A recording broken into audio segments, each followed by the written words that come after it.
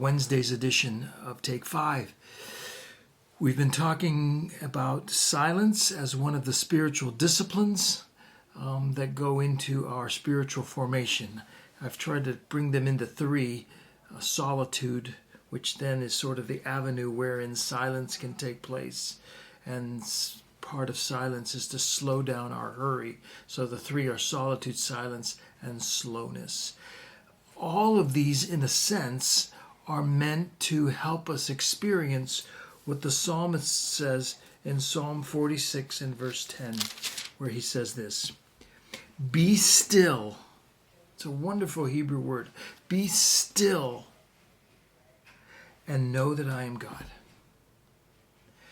After a psalm of describing how great God is, but also how the earth is trembling and how mountains topple and how armies are raged and how the earth melts at God's voice, and all of this stress and turmoil. Maybe in your silence this week, go and read Psalm 46. But amidst all of this this tension between the greatness of God and the stress of the physical world, amidst all of that, as they're about to come to a collision, the psalmist says, "Be still and know that I am God."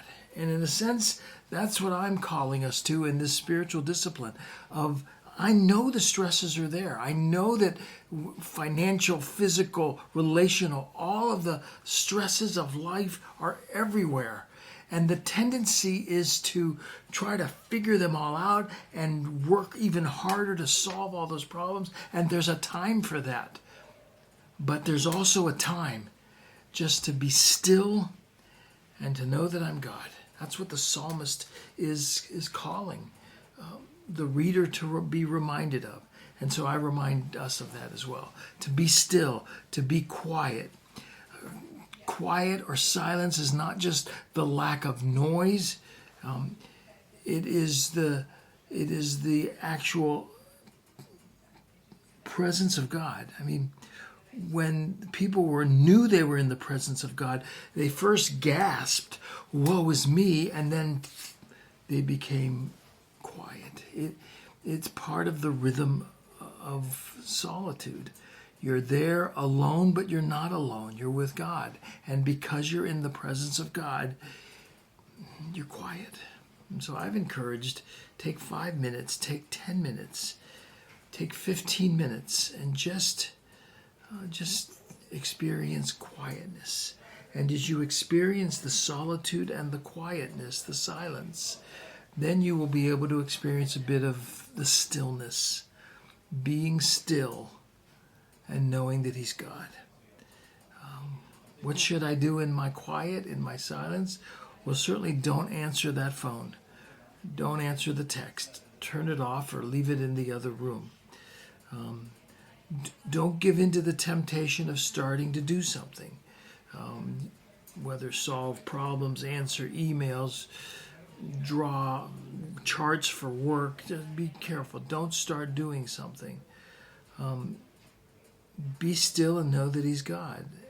And be still and know who you are in the presence of God. It is a call to not meditate, in a sense, on your own thoughts, but perhaps on the thoughts of Scripture that you know, or maybe on this Psalm 46. But it's a stillness, a quietness of focusing in on who God is. Be still and know that I am God.